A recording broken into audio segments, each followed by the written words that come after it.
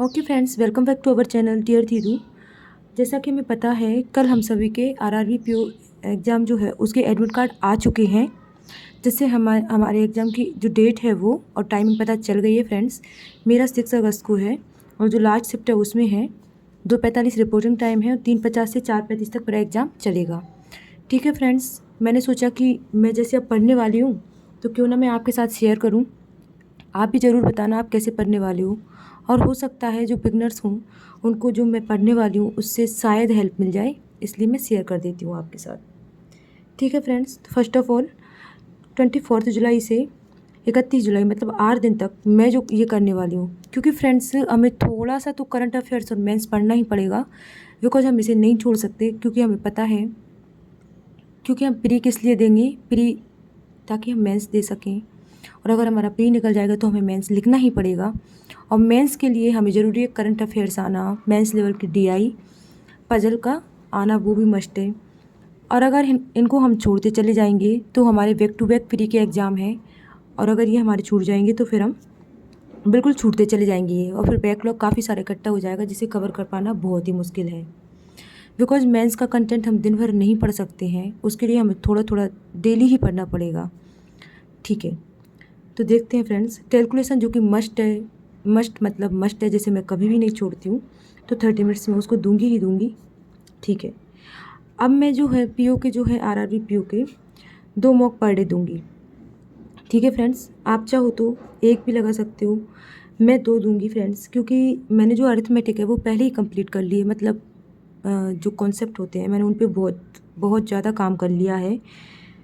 Kaushik Mohanty sir की playlist पड़ी हुई है अरिथमेटिक की, जिसमें 3-3 4-4 घंटे की वीडियो है उनकी, उनको मैंने कम से कम 5-6 बार देखकर और उन पर क्वेश्चन प्रैक्टिस कर ली है। तो मैं 2 मॉक पर डे दूंगी अभी। ओके फ्रेंड्स, ठीक है। अगर हम 1 मॉक लगाते हैं तो हमारा उसमें 2 आवर्स चला जाएगा। ठीक है, उसके बाद 2 मॉक्स पर डे दूंगी। उसके बाद जैसा ही मुझे सूटेबल लगेगा, मेंस अगर हम लिखेंगे तो इसमें हमारी इंग्लिश भी आएगी, हम इसे भी नहीं छोड़ सकते। तो मैं इंग्लिश, क्वांट और रीजनिंग, ताकि सेक्शनल इन सब के एक एक सेक्शनल मॉक लगाऊंगी, उसमें मेरे 2 आवर्स निकल जाएंगे। सेक्शनल मॉक किस लिए लगाऊंगी मैं, क्योंकि यहाँ पे जो है कंपोजिट टाइम होता है। कभी कभी हम रीजनिंग में 25 मिनट ले लेते हैं, 30 मिनट ले लेते हैं, फिर क्वांट के लिए हमारे पास टाइम नहीं बचता। सेक्शनल मॉक के हम क्या बाउंडेड हो जाते हैं कि हम क्वांट के लिए सिर्फ 20 या 22 मिनट ही मिलेंगे और रीजनिंग के लिए 20-22 मिनट मिलेंगे, जिससे हमारा क्या होता है, स्पीड इंक्रीज होती है। चलिए, फिर आगे मैं जो करूँगी करंट अफेयर्स, जिसे मैं नहीं छोड़ सकती, जिसका रीज़न मैंने आपको थोड़ी देर पहले बता दिया था। 1 आवर्स में इसको दूंगी ही दूंगी। कब तक? 31 जुलाई तक तो मैं इसको 1 आवर पढ़ूंगी ही पढ़ूंगी। साथ में मैं कंप्यूटर के लिए भी 15 मिनट्स में निकालूंगी, क्योंकि पीओ में कंप्यूटर के क्वेश्चन भी आते हैं और कंप्यूटर ईजी आता है, तो हम उसको नहीं छोड़ कर जा सकते।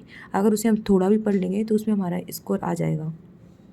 ओके फ्रेंड्स, सेक्शनल हो गया हमारा, जिसमें हमारे 2 आवर्स निकल जाएंगे। करंट अफेयर्स हो गया। उसके बाद मैंने बताया था आपको कि मैं मेंस का पीडीएफ भी करूँगी, वो भी मैं 31 तक करूँगी ही करूँगी। मेंस का पीडीएफ भी, मेंस का जो पीडीएफ है फ्रेंड, मैं जो करती हूँ वो मैं गाइडली का जो मेंस का पीडीएफ बूस्टर है वहाँ से करती हूँ फ्रेंड्स। वहाँ पे टेस्ट के फॉर्मेट में दिया होता है, जिसमें ईच सेक्शन में 10-10 क्विज होते हैं, जैसे कि क्वांट के 10, रीजनिंग के 10 और इंग्लिश के 10, जहाँ से वैरायटी ऑफ क्वेश्चंस मिल जाते हैं हमको।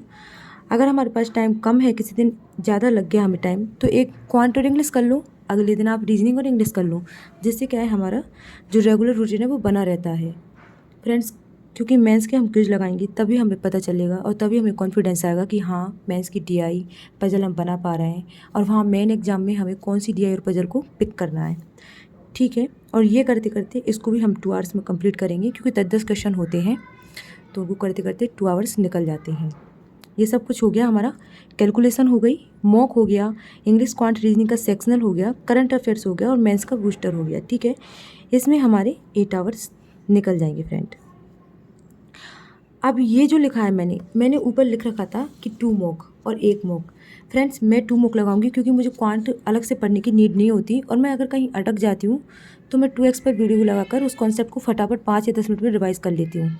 बट अगर आपको अभी भी लगता है कि आप अरिथमेटिक में कहीं आपका कंसेप्ट कमज़ोर है या आप कहीं अटक जाते हो, तो आप 1 मॉक लगा सकते हो, बिकॉज हम यहाँ पे सेक्शनल भी लगा रहे हैं, तो एक तरह से हमारे 2 मॉक हो जाएंगे वो। ठीक है, और इनका हमें थॉरोली एनालिसिस करना है, एनालिसिस मस्ट है। ठीक है, मैं 2 मॉक लगाऊंगी इसलिए मेरे 4 आवर्स यहाँ हो जाएंगे। आप 1 मॉक लगाओगे तो 2 आवर्स आपके यहाँ, उसके बाद आपके पास 2 आवर्स और बचेंगे डे के, क्योंकि कम से भी कम फ्रेंड्स 10 घंटे तो हमको पढ़ना ही पड़ेगा, क्योंकि हम ही नहीं, जिसको भी बैंक का एग्ज़ाम निकालना है वो 10 घंटे क्या 12 घंटे भी पढ़ाई कर रहा है, तो एटलीस्ट 10 आवर्स तो हमें पढ़ना ही पड़ेगा। 10 आवर्स में से 8 आवर्स हम पढ़ चुके हैं, हमारे पास 2 आवर्स बचा है जिसमें मैं मॉक लगाऊंगी। लेकिन आप चाहें तो अगर आपको कहीं भी कॉन्सेप्ट पढ़ना है तो वो 2 आवर्स आप आपके वीक टॉपिक पर दे सकते हैं। ठीक है फ्रेंड्स, जिसमें आप अरिथमेटिक या फिर जहाँ भी आप अटकते हैं उस पर दे सकते हैं। ठीक है, ये हो गया हमारा। उसके बाद ये तो हो गया हमारा 31 जुलाई तक का शेड्यूल। उसके बाद लास्ट में मैं क्या करने वाली हूँ, 1 2 3 4 मेरा 6 अगस्त को है एग्ज़ाम, लेकिन 5 अगस्त को मुझे यहाँ से, मतलब कि मेरा सेंटर दूसरी जगह आया है सिटी से बाहर, तो मुझे ट्रैवलिंग के लिए निकालना पड़ेगा। 1 2 3 4 ये 4 दिन जो रहेंगे होल सोल फुल टाइम में RRBPU के मॉक लगाने में दूंगी और एनालिसिस करूंगी उनका। ठीक है फ्रेंड्स, बट उसके साथ 30 मिनट्स में करंट अफेयर्स के लिए निकालूंगी क्योंकि करंट अफेयर्स का रिवीजन मस्ट होता है, इसे मैं नहीं छोड़ सकती। ठीक है फ्रेंड्स, उसके बाद आप सोच रहे होंगे एग्ज़ाम के 10-12 दिन बचे हैं और ये वीक टॉपिक एनालिसिस ये क्या होता है, तो ये करना ही पड़ेगा फ्रेंड्स, क्योंकि देखिए जैसे कि आज हमने कोई मॉक दिया है, मान लीजिए हमारे उसमें 45 मार्क्स आए हैं, ठीक है, और हमें पता है कट ऑफ अगर 60 प्लस भी जाती है तो हमें इम्प्रूव तो करना पड़ेगा। अगर हम मॉक ही मॉक देते रहे, मॉक के साथ अगर मान लीजिए उन क्वेश्चन का तो हमने एनालिसिस कर लिया, पर वीक टॉपिक पर हमने काम नहीं किया, जिसमें हम बार बार अटक रहे हैं, हर बार हम अटक रहे हैं, तो फ्रेंड्स हमारे जो मार्क्स हैं वो 45 की 5 ही रह जाएंगे, वो इम्प्रूव नहीं होंगे।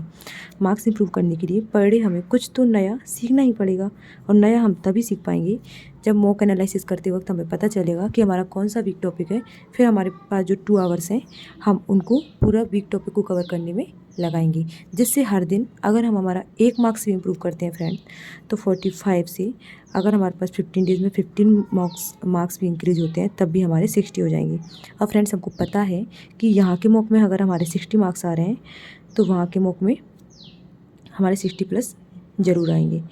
और सबसे इम्पोर्टेंट चीज़ मैं आपको लास्ट में बता देती हूँ फ्रेंड, जो गलती हम करते हैं वो ये है, हमारी जो टाइमिंग है एग्ज़ाम की, हमें उस टाइम पर ही मॉक लगाना है फ्रेंड्स। मैं तो ऐसा ही करने वाली हूँ ताकि हमारा जो माइंड है उस टाइमिंग के लिए यूज हो जाए। मतलब कि मैं जो एक मेरा मॉक लगाऊंगी वो 3:50 से 4:35 के बीच में ही लगाऊंगी, ताकि वहाँ जब मैं एग्जामिनेशन हॉल में मॉक दूँ तो मेरा माइंड पहले से यूज टू रहे कि हाँ भाई इस टाइम तो हम डेली ही क्वेश्चन की प्रैक्टिस करते हैं। ठीक है फ्रेंड्स, और उसके बाद अगर हमें एग्ज़ाम निकालना है तो हमारी एक्यूरेसी को मेंटेन रखना ही पड़ेगा।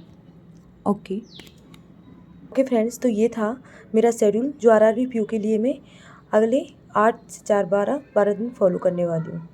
ठीक है, और अगर आपकी कोई भी क्वेरी और डाउट हो तो प्लीज़ फ्रेंड्स आप मुझे कमेंट कर सकते हैं, मैं उसका रिप्लाई कर दूँगी आपको। Bye bye, thank you.